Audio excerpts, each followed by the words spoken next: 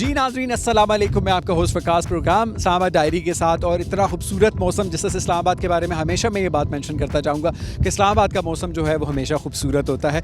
इसीलिए तो इस्लामाबाद रहने वाले जो है जब एक मरतबा इस्लामाबाद आ जाते हैं फिर यहाँ से कहीं जाने का नाम नहीं लेते। इस्लामाबाद डायरी स्टार्ट करते हैं। जैसे आपको पता है कि इस्लामाबाद डायरी में आपको मैं पूरे काफ़ी लोगों से भी मिलवाता हूँ, काफ़ी टैलेंट से भी मिलवाता हूँ, और इस्लामाबाद के इवेंट्स और इस्लामाबाद की हैपनिंग्स भी आपको मैं दिखाता हूँ। आज मेरे साथ कौन है? बिल्कुल आप देख रहे हो कि मेरे बैकग्राउंड में एक गाड़ी है। इस गाड़ी की क्या इन्फॉर्मेशन है, इस गाड़ी के बाद इसका ऑनर कौन है, उसने इसको कितने प्यार से, कितने शौक से मॉडिफाइड किया है। बिल्कुल जितने जो देखने वाले हैं वो देख रहे होंगे, जिनको गाड़ी मॉडिफाइड करना, कार्स मॉडिफाइड करना, या स्पोर्ट्स कार या लग्जरी कार्स या बाइक्स का जो इंटरेस्ट या शौक होता है, तो वो उसकी अपनी कीमत खुद वो लगा सकते हैं। तो चलिए चल के स्टार्ट करते हैं अपने प्रोग्राम। सबसे पहले मेरे सेगमेंट में मेरे साथ एक यंगस्टर है, जो स्टूडेंट भी हैं, जिनका इंटरेस्ट है एंकरिंग का भी, जिनका इंटरेस्ट है प्रोडक्शन का भी। आज मेरे साथ इस्लामाबाद प्रोग्राम डायरी में वो मेरे साथ रहेंगे भी, अपनी प्रोडक्शन की कुछ कहते हैं एक्सपर्टीज़ भी वो मेरे साथ शेयर करेंगे। लेकिन मैं उनको चलकर वेलकम करता हूँ, उनसे पूछता हूँ कि उनका एंकरिंग का शौक कैसे है। और ये जो मॉडिफाइड कार वाला जो हमारा सेगमेंट है वो खुद होस्ट करेंगे, और वो ही उस कहते हैं जो कार के ऑनर है, उस गाड़ी का जो ऑनर है, उनसे वो इंटरव्यू लेंगे। चलिए स्टार्ट करते हैं अपना इस्लामाबाद डायरी।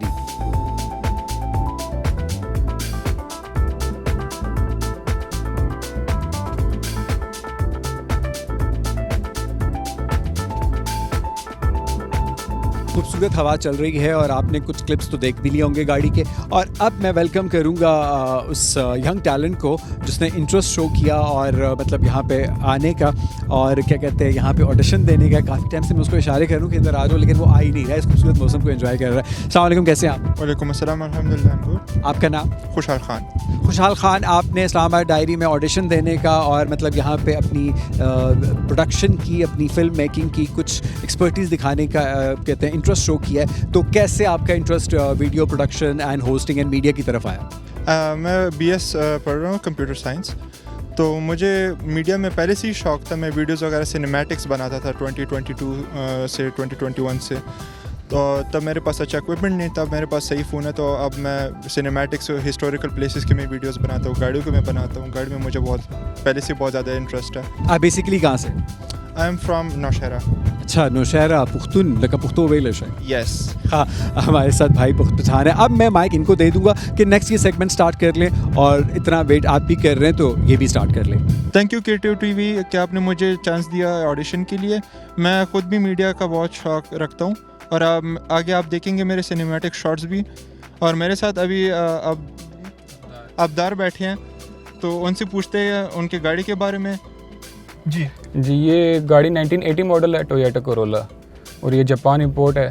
1990 में हमने जापान से इंपोर्ट कराई थी इस गाड़ी को, और इस गाड़ी को कंप्लीट हमने मॉडिफाई की हुई A to Z। अच्छा, आपने इस गाड़ी में क्या क्या मॉडिफिकेशंस किया वो आप बताएं। इस गाड़ी में फ़र्स्ट ऑफ ऑल तो आप ये पेंट देख सकते हैं। इसका ब्लू पेंट है, सोनिक ब्लू के नाम से जाना जाता है। ये गाड़ी का जो सब टोयोटा, ये सुबारू जो सी गाड़ी, उसके ऊपर ये कलर आता है, तो उससे हम इंस्पायर होकर हमने इसके ऊपर भी ये कलर की है। तो इसके अलावा बाकी हमने इसके अंदर तारा रेसिंग की व्हील्स ऐड की हैं।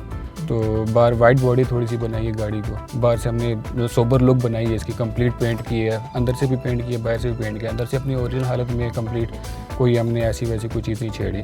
तो बाहर से जो सी है हमने शो इसके बराबर करने के लिए हमने इसको पेंट किया ब्लू कलर में।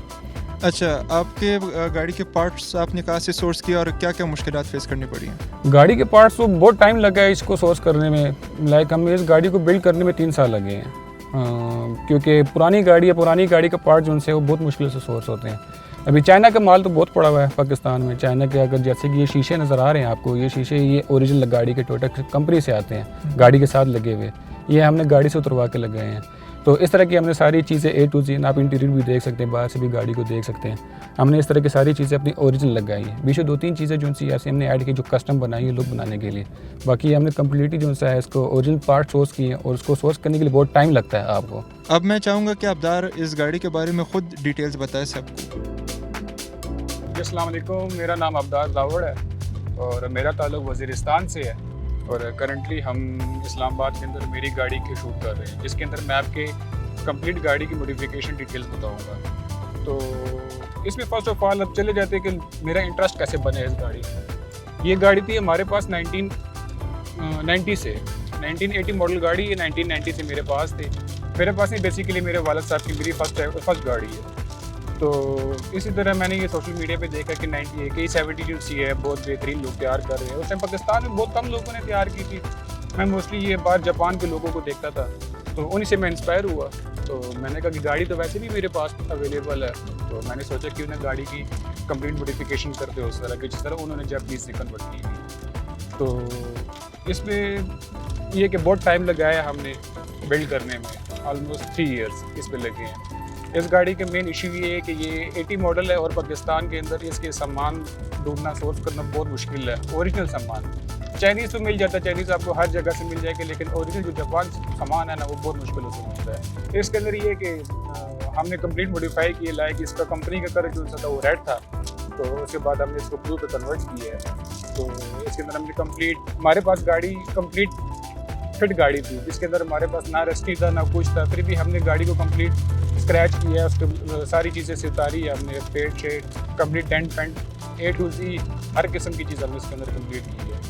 इस पर अब लोग पूछते हैं कि आपके 3 साल का टाइम कैसे लगा है इसके ऊपर। 3 साल का टाइम हमारा इस तरह लगा है कि अब इसकी फॉर एग्जांपल फ्रंट ग्रिल है, अब फ्रंट फेस शो जो सा कंप्लीट होता है उसके लिए ना हमें फ्रंट ग्रिल ढूंढनी थी, और फ्रंट ग्रिल के हमें 25 डेज़ लगे थे फ्रंट फेस शो को कंप्लीट करने के लिए। इसके अलावा अब ये डेंट पे हमारा काफ़ी टाइम लग गया था, क्योंकि डेंटिंग के दौरान मेन मसला ये आता है आपके पास पार्ट्स नहीं मिलते। पार्ट्स सोर्स करना आपके लिए बहुत मुश्किल है, पाकिस्तान के अंदर मिल जाते हैं लेकिन बहुत मुश्किलों से मिलते हैं, इसीलिए काफ़ी टाइम लग जाता है इसके ऊपर। और इसके अलावा हमने पेंट आता, हमने सोनिक ब्लू कलर का पेंट किया इसके अंदर।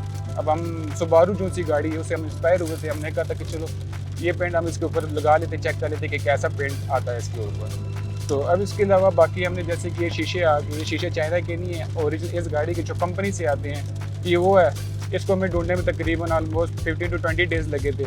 इसके अलावा ये बाहर गोले जो उनसे हैं इसको तो बहुत मुश्किलों से हमें मिले थे। वो इस तरह मिले थे कि हम ये शीशे ढूंढने गए थे वहाँ पे पेशावर, तो वहाँ पे हमने शीशे ढूंढने के जब शीशे भी मिले तो साथ ही में गोले भी मिले। इसके साथ हमने स्टीयरिंग तो खैर हमने चाइना से इम्पोर्ट करवाया था, नाजी का ओरिजिनल स्टीयरिंग है ये। तो इसके साथ बाकी इंटीरियर में हमने ऐसी कोई मॉडिफिकेशन नहीं की, जैसे सीट डाली है एयरवेव, होंडा एयरवेव गाड़ी है उसकी हमने ये सीट इसके अंदर डाली है। इसके अलावा बाकी अंदर कंपनी ओरिजिनल जो कंपनी से आती है वो गाड़ी है। वहाँ बाद से हमने काफ़ी मॉडिफिकेशन की, जैसे कि पेंट हो गए, रिम्स टायर हो गए। इसके अलावा इसकी हमने थोड़ी वाइड बॉडी बनाई है गाड़ी को ताकि लुक थोड़ी परफेक्ट लगे। इसके अंदर हमने कोई एक्स्ट्रा ऐसी चीज़ नहीं डाली जिससे गाड़ी हमें ये लगे कि मतलब वो नहीं शो ऑफ हो जाती गाड़ी, हमने वो चीज़ ऐसी कोई इसके अंदर इंस्टॉल नहीं की। हमने इसको बेसिक लुक बनाई है जो कि आपको सोबर लुक नज़र आती है।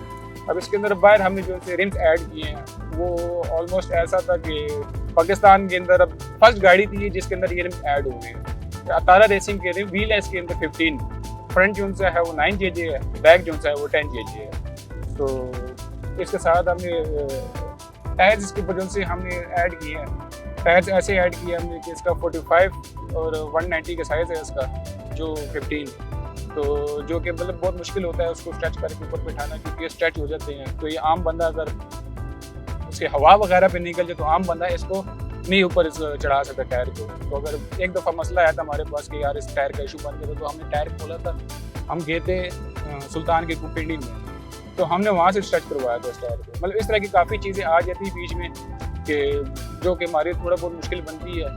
तो इसके अलावा बाकी हम इसके ऊपर काफ़ी लोगों के मैसेज भी आते हैं, कमेंट्स भी आते हैं कि भाई इस गाड़ी के ऊपर एक्सपेंस कितना है। एक्सपेंस ऐसा है कि आपके शौक पे डिपेंड करता है कि आप किस टाइप का आपको शौक रखते हो, क्योंकि इस गाड़ी के अंदर मैंने जितना खर्चा किया है मुझे एक्यूरेट याद नहीं है, बस हम लगाते गए जो चीज़ आ रही थी हम पैसा लगाते गए इसके ऊपर। अब वो आप ही डिपेंड करता है कि आपने किस लेवल तक गाड़ी तैयार करनी है। तो अब काफ़ी लोग आते हैं, मतलब हमने कोई रफ एस्टिमेट तो इस तरह आइडिया नहीं है कि कितना, मतलब ये था कि खाली बॉडी रेडी हुई थी, सामान स्पेयर पार्ट वगैरह कंप्लीट रेडी हो गया था। तो उस पर हमें ये आइडिया था कि यार इसके ऊपर 12 से लेकर 13-14 लाख तक इसके ऊपर पैसे लग गए हैं। अभी मैकेनिकल हिस्सा रहता था, मैकेनिकल जब हमने उसके बाद मैकेनिक इंजन हमने स्वैप किया है, इसके अंदर इंजन हमने 7 के स्वैप किया है ताकि डेली ड्रिवन के लिए गाड़ी रेडी हो सके, मतलब ना फ्यूल ज़्यादा कहा सके। और इसके अलावा सबसे मज़े की जो बात है 7K की, वो इसकी अपनी ओरिजिनल माउंट के ऊपर बैठ जाता है, क्योंकि इसके बड़े आप इंजन जब आप डालते हो आपके लिए इसका नोज कट भी काटना पड़ता है। नोज कट के साथ इसकी ये कि मतलब जो ओरिजिनल जब गाड़ी की जो सी लुक्स होती है ना वो ख़त्म हो जाती है, तो फिर वो जो है मज़ा इस तरह नहीं कराता है। तो इसलिए हमने 7 के प्रेफर किया है, हमने कि 7 के अंदर ही इसके अंदर हम स्ट्रैप करें। तो इसके साथ बाकी हमने पीछे LSG नहीं लगाई थी, LSG कामयाब नहीं हो सकी, तो शुगल मेला लगाने के लिए मोड़ बंदा जाता है, थोड़ी वो स्लाइडिंग वगैरह करता है, डोनट्स वगैरह मारता है, तो वो उसके लिए हमने LSG लगाई थी, LSG कामयाब नहीं हो सकी, तो उसको हमने फिर क्या कि डिप वेल्ड की है, जिसकी वजह से अब हम डोनट्स वगैरह मार सकते हैं, स्लाइडिंग वगैरह कर सकते हैं। इस तरह के मतलब काफ़ी चीज़ें बीच में हमने एक्स्ट्रा जो की हुई है। थैंक यू अब्दार, आपने अपनी गाड़ी के बारे में बताया। Thank you K2। I hope आपको ये सेगमेंट पसंद आया होगा। जी नाजरीन, उम्मीद है कि खुशहाल का ऑडिशन भी आपको पसंद आया होगा और अब्दार की गाड़ी भी आपको पसंद आई होगी। अब इस्लामाबाद डायरी में एक वक्त हुआ जाता है ब्रेक का। ब्रेक की तरफ चलते हैं और ब्रेक के बाद कंटिन्यू करते हैं अपना इस्लामाबाद। नाजरीन, खुश आमदीद कहते हैं आपको इस्लामाबाद डायरी में। इस्लामाबाद से ब्रेक से पहले आपने देखा मॉडिफाइड कार। अब आपको लेके चलते हैं अहमद शाह अब्दाली के पास। अहमद शाह अब्दाली आर्टिज़न है, वो वुड के ऊपर खूबसूरत पिक्चर्स बनाते हैं, खूबसूरत डिज़ाइन बनाते हैं कार्विंग करके। आइए चलिए चलते हैं, उनसे मिलते हैं और उनकी ज़बानी उनसे सुनते हैं कि वो क्या डिज़ाइन करते हैं।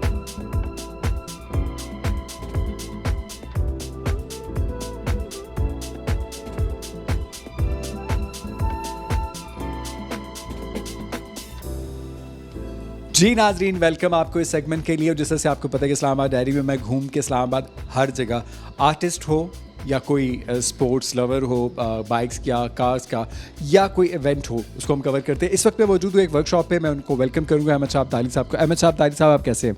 शुक्र अल्हम्दुलिल्लाह जनाब, ठीक ठाक। आप ये जो खूबसूरत आर्ट बनाते हैं, ये वुड के ऊपर आप कार्विंग करते हैं, ये इतने खूबसूरत कैलीग्राफी करते हैं, इतनी खूबसूरत शक्लें बनाते हैं, पेंटिंग, कलर्स, पेंसिल्स, इनसे तो हमने देखा था आर्ट, लेकिन ये जो आप वुड आर्ट बनाते हैं, आपने कहाँ से सीखा? ये तो मेरी बड़ी लंबी स्टोरी है, लेकिन ये मैं आपको थोड़ा शॉर्टकट में बताता हूँ। 76 में मैंने पेशावर से स्कल्पचर का डिप्लोमा लिया था, और उसके बाद फिर मैंने ट्रक आर्ट भी सीखा, कैलीग्राफी भी सीखी, नस्तालीक, सुलस वगैरह। इंग्लिश की भी मैंने एक उस्ताद से एक राइटिंग ये कैलीग्राफी सीखी, और ये समझ लें कि तकरीबन कंप्लीट एक पेंटर जो है वो मैं एक आर्टिस्ट बन गया था। तो उसके बाद फिर मेरी चॉइस थी कि मैं इसमें से कौन सी ब्रांच, क्योंकि आजकल तो बहुत सारी ब्रांचें आपको पता है। आपका बेसिकली ताल्लुक बन्नू से? जी, मेरा ताल्लुक बन्नू से है, और बन्नू के एक बहुत मशहूर उस्ताद थे, फोत हो गए, इस्माइल बाबर साहब। मैं उनका शागिर्द हूँ। इस्माइल बाबर साहब के शागिर्द हैं। अहमद शाह अब्दाली साहब, मैं अब ये चाहूँगा कि आप थोड़ा ये डिज़ाइन लोगों को करके बताएं और उसके बारे में भी बताएं कि ये कैसे होता है, कैसे बनता है। तो अब मैं चाहूँगा कि अहमद शाह अब्दाली साहब आपको ये डिज़ाइन खुद बना के बताएं। Thank you sir. बहुत शुक्रिया। ये ऐसा है कि जैसे मैं आपको थोड़ा सा बता दूं इसके बारे में, कि जैसे एक पेंटर जो है ना कैनवस के ऊपर आर्ट करता है, कोई पोर्ट्रेट बनाता है या कैलीग्राफी करता है, तो वो पहले ड्राइंग करता है कैनवस के ऊपर। अब फ़र्क उसमें ये है कि वो जो है ना वो कैनवस के ऊपर करता है, कैनवस एक अलग मटेरियल होता है, लेकिन मैं वही काम करता हूँ लकड़ी के ऊपर। अब लकड़ी के ऊपर ज़ाहिर है मैं पेंट से तो नहीं करूँगा, कार्विंग करूँगा। अब कार्विंग एक बहुत ही एक ऐसी चीज़ है कि दुनिया हैरान हो गई है कि मैं जो कैनवस का जो इफ़ेक्ट है, जो ज़ाहिर है पेंटर के पास, एक आर्टिस्ट के पास कलर्स होते हैं, तो मेरे पास तो कलर्स नहीं होते, तो मेरे पास सिर्फ लकड़ी होती है ना। तो मेरे पास सिर्फ 2 कलर होते हैं, एक लकड़ी का ओरिजिनल कलर जो होता है, या दूसरा जो है लकड़ी को मैं जलाता हूँ, उसके ऊपर जो एक लेयर आ जाती है ब्लैक। अब ये 2 मेरे पास कलर आ जाते हैं, तो मैं उसको कुरसता हूँ, उसमें से इन्वर्ट करके मैं कार्विंग करके तस्वीरें और ये सारी चीज़ जो आपके सामने ये बनाता हूँ। अच्छा, अब उसमें ये है कि ये मिड टोन्स जो है ना उसको कैसे निकाला जाए, क्योंकि मिड टोन्स में ये है कि पेंटर जो है ना, जो आर्टिस्ट होते हैं, जो पेंट से काम करते हैं, उनके पास तो पेंट होता है, और वो जो है ना डिलीट भी कर सकता है उसको, उसके बाद ओवर ड्रॉ भी कर सकता है, कुछ भी कर सकता है वो। लेकिन मेरे पास ऑप्शन नहीं होता। जब एक दफ़ा मेरे पास एक कैनवस लकड़ी का आ जाता है, तो मेरे पास सिर्फ एक सिंगल ऑप्शन होता है कि मैं जो है ना इसको फाइनल टू फिनिश करूँ, उसको फाइनल टू फिनिश।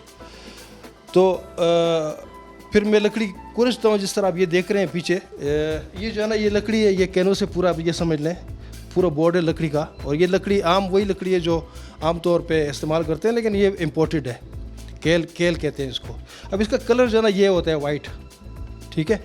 तो अब इसको मैंने जलाया हुआ है, जला के इसके ऊपर एक डार्क सरफेस आया हुआ है। उसके बाद फिर मैं कार्विंग करके, डीप कार्विंग, स्लाइड कार्विंग करके, और ये मिड टोन्स हैं सारे, ये मिड टोन्स करके, तो ये आपके सामने एक तस्वीर बन गई है कि जैसे एक पेंटर जो है ना वो पेंट से बनाता है। ठीक है सर, ये आप बना के दिखाएंगे। हम बातें तो कर रहे हैं लेकिन अब बना के भी अब अहमद साहब अब्दाली हमें दिखाएंगे। इसमें ये दो तस्वीरें आपके सामने पड़ी हुई हैं। एक जो है ना तकरीबन फिनिश, इसकी थोड़ी सी फिनिशिंग बाकी है, और एक जो है ना बिल्कुल इनिशियल स्टेज में ये वाली ये तस्वीर जो है ना इनिशियल स्टेज में इसकी कार्विंग बाकी है। थोड़ी सी कार्विंग करके आपको मैं दिखाता हूँ और ये फिनिश करके थोड़ी सी आपको दिखाता हूँ ताकि आपको बेसिक पता चल जाए कि मैं करता क्या हूँ। तो अब वो तस्वीरें तो आपके सामने आ जाती हैं और आप उसको फिर ये आपको आइडिया नहीं होता कि इसके ऊपर कितनी मेहनत हुई है। तो ये सारा हाथ का काम होता है। ये आप जैसे आप देख रहे हैं, ये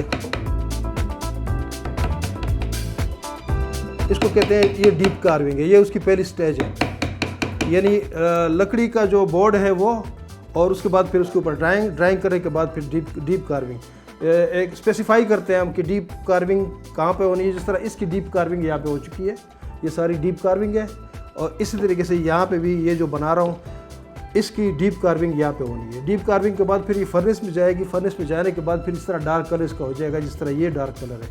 और इस डार्क ये एक कोयला है, कोयला जैसे जिसको आप समझ सकते हैं।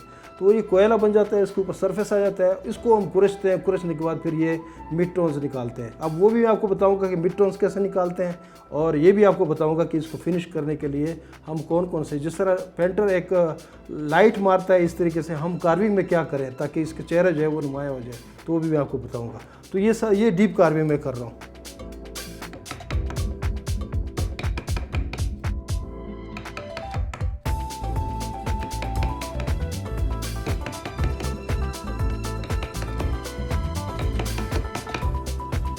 ये डीप कार्विंग है। अब ये मज़ीद जो है ना ये रिफ़ाइन हो गया आखिर में। ये चूँकि अब पहले मोटा मोटा कार्विंग करते हैं, उसके बाद इसको रिफ़ाइन करते हैं। अब मैं आपको बताता हूँ कि इसको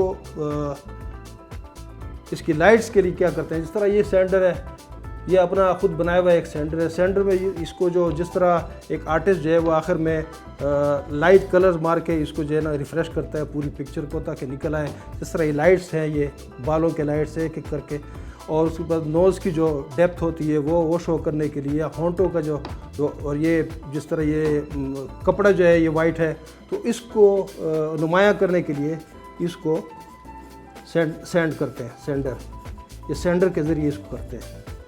तो इसकी जो इसमें ये होता है कि लकड़ी का जो नीचे वाला जो कलर है, ये चूँकि लकड़ी वाइट कलर की है बेसिकली, तो ये ऊपर आ जाता है, और बाकी सारा जो है वो ग्रेज और ब्लैक की शक्ल में ना ऊपर मौजूद रहता है। तो आपको एक तस्वीर नज़र आती है। तो ये सेंडर है, इसको इस्तेमाल किया। और ये जो है ना, ये जो आपको लाइट्स नज़र आ रहा है वो इस टूल से लाइट्स वो करते हैं। जिस तरह ये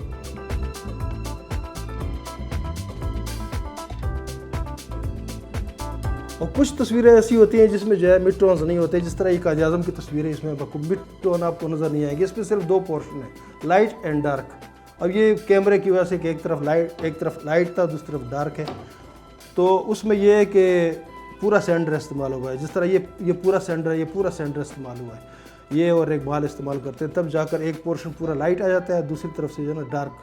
तो ये कायद आज़म का एक, क्योंकि कायद आज़म एक नेशनल एक आइकॉनिक पोर्ट्रेट है, ये एक ऑफिशियल पोर्ट्रेट भी कह सकते हैं इनको, इसलिए इस शेड में हर कोई इनको पहचानता है। आपने नोट के ऊपर भी तस्वीर देखी होगी सारी। तो ये इसमें मिड टोन्स की ज़रूरत नहीं होती। मिड टोन्स की ज़रूरत होती है इन तस्वीरों को कि जो कि आम तौर पे आम हमारे कस्टमर हमें देते हैं बनाने के लिए, तो उनके लिए मिड टोन्स बनाते हैं। और ये जब वो ये तस्वीर देखते हैं, दूर से तस्वीर कैमरे में देखते हैं या किसी टीवी वगैरह पे देखते हैं, तो वो शायद उनको ये ऐसा लगता है जैसे ये बहुत आसान है, लेकिन इसमें इसकी जो प्रोसीजर है बहुत मुश्किल है। तो आपके सामने तस्वीर पड़ी हुई है और मैं कर भी रहा हूँ। तो सबसे पहले डीप कार्विंग, उसके बाद फिर इसको फर्नेस पे लेके जाते हैं, डार्क करते हैं, इसको डार्क सरफेस आ जाता है, उस सरफेस को कुरचते हैं और ये तस्वीर आपके सामने इस तरह आ जाती है।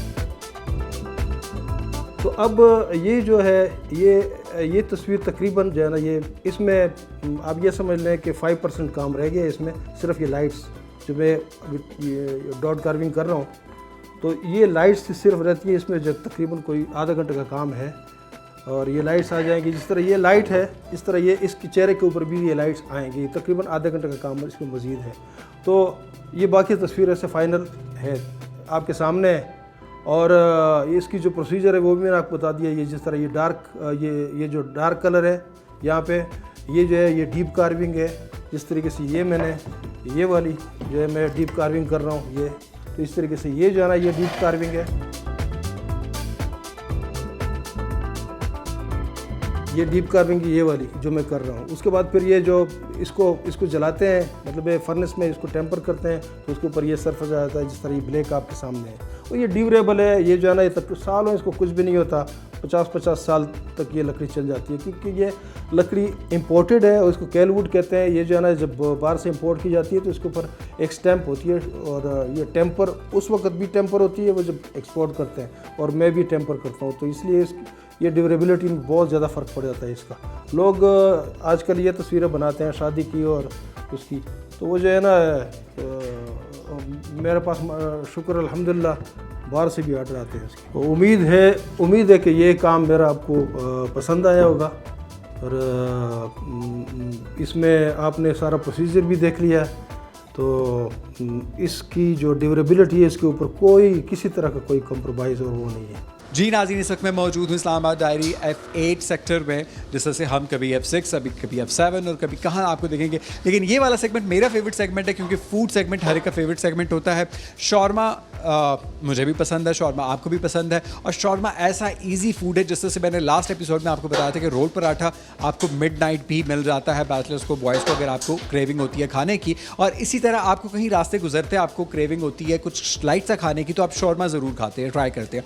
इस वक्त मैं मौजूद है F8 मार्केट में, मेरे साथ वलीद हैं। वलीद को मैं वेलकम करूंगा और वलीद से मैं पूछूंगा कि वलीद चल के आपको शौरमा की रेसिपी बताएं कि शौरमा बनता कैसे है, सिंपल ब्रेड और मतलब चिकन से ये कैसे इतना खूबसूरत टेस्टी शौरमा बन जाता है। कहीं जगहों पे आपको टेस्ट अच्छा नहीं लगता, कहीं जगहों पे आपको टेस्ट अच्छा लगता है। अस्सलाम वालेकुम वलीद, कैसे हैं आप? अस्सलाम, अल्लाह का शुक्र। आप सुनाए सर? आप सोच रहे हैं कि खुद ही सारी बातें कर रहे हैं? नहीं आप और सुनाए। अच्छा वलीद, मुझे ये बताएं कि मतलब यहाँ पे आपका शौरमा कितना लोग पसंद करते हैं, पहले तो ये बताएं। बहुत लोग पसंद करते हैं, बहुत दूर दूर से लोग आते हैं ना। शौरमा हमारा माशाल्लाह बहुत अच्छा है, आप ट्राई करें, इंशाल्लाह आपको भी मज़ा आएगा बहुत। अच्छा, आप जितने भी मेरे देखने वाले हैं इस्लामाबाद डायरी के जितने भी व्यूअर्स हैं, उनको शौरमा बनाने का तरीका बताएंगे वो घर में भी बैठ के बना सके। वो जो लोग ये मतलब आपको पता है जिन शहरों में शौरमा नहीं है, बिकॉज काफ़ी लोग ऐसे हैं जो देहातों में रहते हैं, जो ऐसी जगहों पे रहते हैं, जो वो सब मटीरियल या रेसिपी की वो चीज़ें इकट्ठी करके वो बना सकते हैं। क्यों नहीं बना सकते, घर भी बना सकते हैं। ये रेसिपी एक्चुअली हमारी जो रेसिपी है ये सीक्रेट रेसिपी है ना। बिल्कुल, इनका कहने का मतलब है कि इसमें सबसे ज़्यादा जो इसके अंदर क्रीम्स और मायोनीज़ और जो चीज़ें यूज़ होती हैं उनसे मिक्स करके जो ये बनाते हैं, क्योंकि आपने हर जगह शौरमा खाएगा उसका टेस्ट अलग होता है, लेकिन हर शौरमे की अपनी रेसिपी होती है, क्योंकि उनके अंदर कितनी मिकदार में आप नमक, मिर्च और मसाले डालते हैं ये शेफ़ एक्सपर्ट को ही पता होता है। मैं आप चाहूँगा कि वलीद आप लोगों को खुद रेसिपी बना कर दिखाएँ, मैं बीच में से निकल जाऊँगा।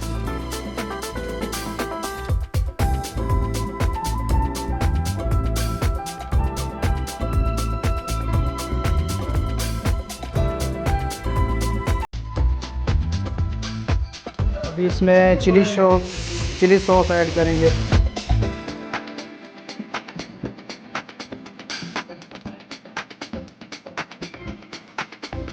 ये इसमें सिर्फ वाइट सॉस है हमारी, के बाद ये चिली सॉस है, स्पाइसी सॉस भी बोलते हैं इसको। उसके बाद सैलेड है, फ्रेश सैलेड है हमारा। उसके बाद ये पिकल्स हैं हमारे, ये ग्रीन चिली है, और ये स्पेशल वाइट सॉस अब चिकन में ऐड करेंगे हम। उसके बाद चिली सॉस,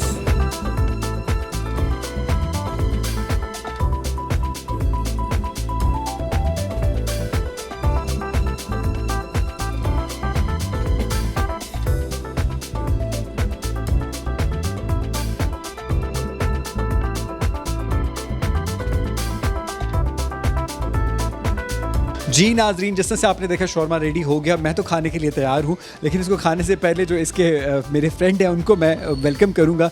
मिस्टर मचाचो, कैसे हैं आप? अल्हम्दुलिल्लाह, अस्सलाम वालेकुम। अच्छा, आप ये बताएं कि मतलब ये जो शौरमे का प्रॉपर प्रोसीजर है, हमने शौरमा दिखाया, भाई ने वलीद ने शौरमा बना के भी दिखाया, लेकिन आप इसमें कुछ और भी एडिशन करना चाह रहे थे, तो मतलब क्या आप कहना चाह रहे हैं? मैं सर आपको बता रहा हूँ इस तरीके से कि हम जिस तरह के शौरमे को रखते हैं, फ्रेश रखते हैं और उसको मेंटेन रखते हैं, जैसे कि एक चीज़ को प्रॉपर तरीके से देते हैं और सारे आर्डर एक ही तरह से जाएं, और पूरे इस्लामाबाद में हमारा जो फ्रेशनेस के लिहाज से इस वजह से मशहूर है।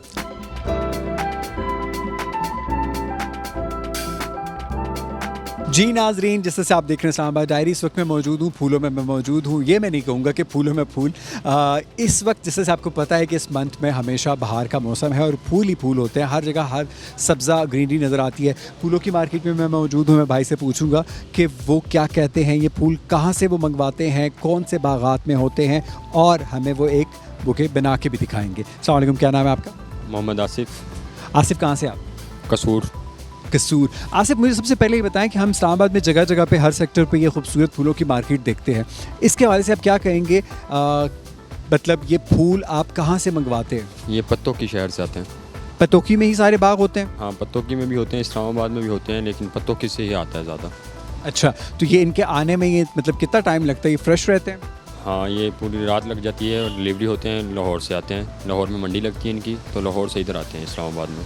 जिस तरह से साल के 12 महीने कौन से प्लांट्स होते, ज़्यादा फूल आपको मिलते हैं, और इस बाहर के मौसम में कौन से ऐसे फूल होते हैं जो आपको अवेलेबल होते हैं? सर सारे मिल जाते हैं, लेकिन इतना ज़्यादा मतलब होता नहीं है कि इतना फूल कोई कम हो जाता है, बाहर के मौसम में कोई चलता है। तो बस ऐसे ही है, जो निज़ाम जैसा फूल आता है तो उस हिसाब से करते हैं। तो हमें एक बुके बनाकर दिखाएंगे हमारे देखने वालों को? बनाएंगे, क्यों नहीं बनाएंगे। Thank you. चलिए चल कर ये बनाते हैं, आपको दिखाते हैं बुके। और अब मेरे प्रोग्राम का वक्त इख्तिताम की तरफ जा रहा है। उम्मीद है नाज़रीन कि आपको इस्लामाबाद डायरी आज का पसंद आया होगा। आपने गाड़ी भी देखी, आपने आर्टिस्ट भी देखा, आर्टिसन भी देखा, आपने फूल भी देखे, और आपने इस्लामाबाद का खूबसूरत मौसम भी देखा। इसी तरह इस्लामाबाद डायरी में मैं आपके साथ खूबसूरत इस्लामाबाद के इवेंट्स आपके साथ शेयर करूँगा। K2 की खूबसूरत स्क्रीन पे आपने देखा कि हम किस तरह से इस्लामाबाद डायरी में यंगस्टर्स को चांस दे रहे हैं। अगर किसी ने प्रोडक्शन और मीडिया वो एक्सपीरियंस गेन करना है तो वो भी K2 उनके लिए हाजिर है। और अगर स्क्रीन पे आके होस्टिंग करनी है, और जितना तो K2 का मकसद होता है और हमारा मकसद होता है कि हम नए टैलेंट को, यूथ को, आने वाली जनरेशन को सपोर्ट करें। जिस तरह से टेक्नोलॉजी बढ़ती जा रही है, AI टेक्नोलॉजी आ गई है, और इसके अलावा पता नहीं और कौन कौन सी टेक्नोलॉजीज़ आएंगी, लेकिन उसके साथ पैरेलल हमें चलना चाहिए। इसी तरह हम सपोर्ट करते रहेंगे यंगस्टर्स को। आप भी हमें कॉन्टेक्ट कर सकते हैं सोशल मीडिया पर। और नेक्स्ट इस्लामाबाद डायरी के लिए मैं आपसे चाहूँगा इजाज़त। अल्लाह हाफ़िज़।